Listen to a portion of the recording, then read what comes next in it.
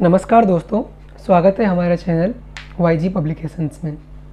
आज हम भारत के सर्वोच्च खेल सम्मान के बारे में बात करने जा रहे हैं, मेजर ध्यानचंद खेल रत्न अवार्ड, जो शुरू हुआ था 1991 में और आज तक राजीव गांधी खेल रत्न अवार्ड के नाम पे जाना जाता था। राजीव गांधी जी का योगदान स्पोर्ट्स की तरफ क्या था कि भारत का इतना बड़ा स्पोर्ट्स अवार्ड उनके नाम पे रख दिया गया। क्या किसी ने ऑब्जेक्ट नहीं किया था वो टाइम में? जी हाँ, बहुत सारे ऑब्जेक्शन हुआ था, पर किसी के पास इतना हिम्मत नहीं था कि उस अवार्ड के नाम चेंज करके किसी अच्छे बड़े खिलाड़ी के नाम पे रख ले। पर अब जाके 2021 में हमारा अभी का गवर्नमेंट, अभी का सरकार ने उसको चेंज करके मेजर ध्यानचंद खेल रत्न अवार्ड रखा है। क्यों रखा गया राजीव गांधी जी के नाम पे अवार्ड? क्या था रीज़न, क्या था उनका कंट्रीब्यूशन खेल की तरफ, उसके बारे में पहले डिस्कस कर लेते हैं। मैंने 4-5 घंटे का कुछ रिसर्च किया गूगल में, बहुत सारे मैंने मैगजीन्स पढ़ा, बहुत सारे टॉपिक्स मैंने पढ़ा। उसके बाद मैंने मुझे दो ही पॉइंट मिला जिसको मैं बोल सकता हूँ कि उस 2 पॉइंट की वजह से शायद राजीव गांधी जी के नाम पे रखा गया था। राजीव गांधी जी 1984 से लेकर 1989 तक इंडिया के प्राइम मिनिस्टर थे। उससे पहले भी वो इंडियन पॉलिटिक्स में उनका योगदान रह चुका था। 1982 में एशियन गेम्स जब कंडक्ट होने वाला था इंडिया में, इंडिया जब 1982 के एशियन गेम्स होस्ट करने वाला था, उस टाइम डिसाइड हुआ कि वो दिल्ली में होस्ट होगा। पर दिल्ली का इंफ्रास्ट्रक्चर इतना अच्छा नहीं था वो टाइम पे।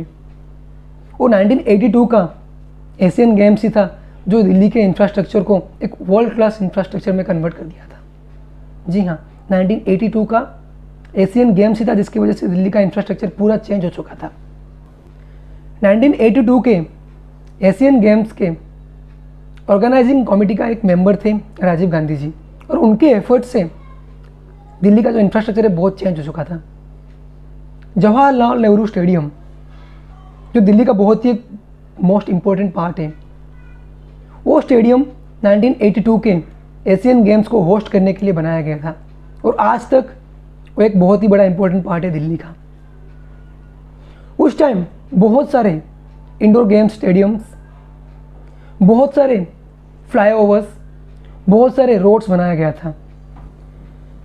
ये सब बनाने के बाद दिल्ली का जो इंफ्रास्ट्रक्चर जो इतना चेंज हो गया था, शायद इसी कंट्रीब्यूशन को याद रखने के लिए ये जो अवार्ड है उनके नाम पे रख लिया गया था। उसके अलावा सबसे बड़ी बात तो ये है कि उस टाइम के जो प्रधानमंत्री जी थे इंदिरा गांधी जी, उनके बेटे थे ये। उसके अलावा मुझे दूसरा रीज़न ये लगता है कि ये जो अवार्ड है हमारे ministry of youth affairs and ministry of sports हमेशा ये कंडक्ट करती है, अरेंज करती है इसको, ठीक है। और उस टाइम में राजीव गांधी जी जब प्राइम मिनिस्टर बने हुए थे, उनको सिर्फ 40 साल ही हुआ था, और बस 40 साल की उम्र में उन्होंने बहुत सारा कंट्रीब्यूशन किया था, तो शायद ये भी रीज़न हो सकता है कि उनके नाम पर रख दिया गया था। पर फिर भी उस टाइम पे क्यों नहीं सोचा गया था कि कोई एक बड़े खिलाड़ी के नाम पे रख दिया जाए? अब मैं आता हूँ मेजर ध्यानचंद जी के ऊपर। मेजर ध्यानचंद वर्ल्ड के हॉकी प्लेयर के हिस्ट्री में सबसे बड़े हॉकी प्लेयर माने जाते हैं, one of the greatest hockey player के बारे में जाने जाते हैं। 1928, 1932, 1936 में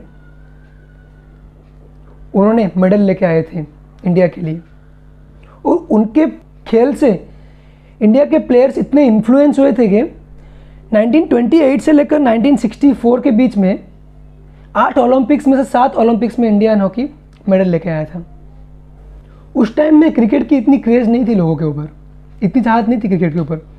लोग हॉकी के पीछे भाग रहे थे, हॉकी खेलने के लिए लोग मर रहे थे उस टाइम के। फिर भी जब ये अवार्ड का नाम रखा गया तो ध्यानचंद जी का नाम किसी के दिमाग में क्यों नहीं आया? बाद में क्यों आया?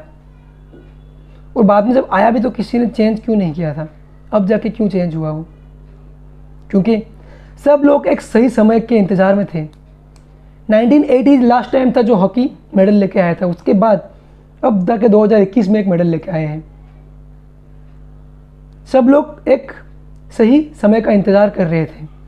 अब जाके जब मेडल लेके आया हॉकी टीम, तब जाके भारत सरकार ने नाम चेंज करके मेजर ध्यानचंद खेल रत्न अवार्ड रखा और लोगों ने इसको एक्सेप्ट भी किया। लोगों के साथ बहुत सारे राजनेता भी हैं जिन्होंने एक्सेप्ट किया है। और कुछ लोग ये भी सवाल कर रहे हैं कि जितने भी स्टेडियम से, सब में से नेताओं के नाम निकाल के खिलाड़ियों के नाम रखना चाहिए। ये भी सही बात है। तो सारे के सारे जितने भी स्टेडियम से सबके नाम निकाला जाना चाहिए, चाहे वो इंदिरा गांधी स्टेडियम हो, चाहे वो नरेंद्र मोदी स्टेडियम हो। सबके सब नाम चेंज कीजिए और उसको किसी भी अच्छे खिलाड़ी के नाम पे रखिए। ठीक है, देर आए दुरुस्त आए, शुरुआत तो हुआ है। तो हम सरकार से उम्मीद करते हैं कि अभी जितना भी स्पोर्ट्स स्टेडियम से, जितने भी स्पोर्ट्स स्टेडियम्स राजनेताओं के नाम पे है, उसको चेंज कीजिए, किसी अच्छे खिलाड़ियों के नाम पे कीजिए। जी हाँ, मेरा ये व्यू था क्यों राजीव गांधी जी के नाम पे रखा गया था। अगर आपको कुछ और लग रहा है तो कमेंट में लिख के बताइए हमें, ताकि हम सोचेंगे कि हाँ, ये भी रीज़न हो सकता था। टोक्यो ओलंपिक्स में भारत के हॉकी टीम के प्रदर्शन को देखते हुए, उनके अच्छे प्रदर्शन को देखते हुए भारत सरकार ने 29 अगस्त को नेशनल स्पोर्ट्स डे अनाउंस किया हुआ है। धन्यवाद दोस्तों। कैसा लगा आपको आज का वीडियो, कमेंट में लिख के ज़रूर बताइएगा। Thank you. और सब्सक्राइब करना मत भूलिए और दोस्तों के साथ शेयर करना मत भूलिए।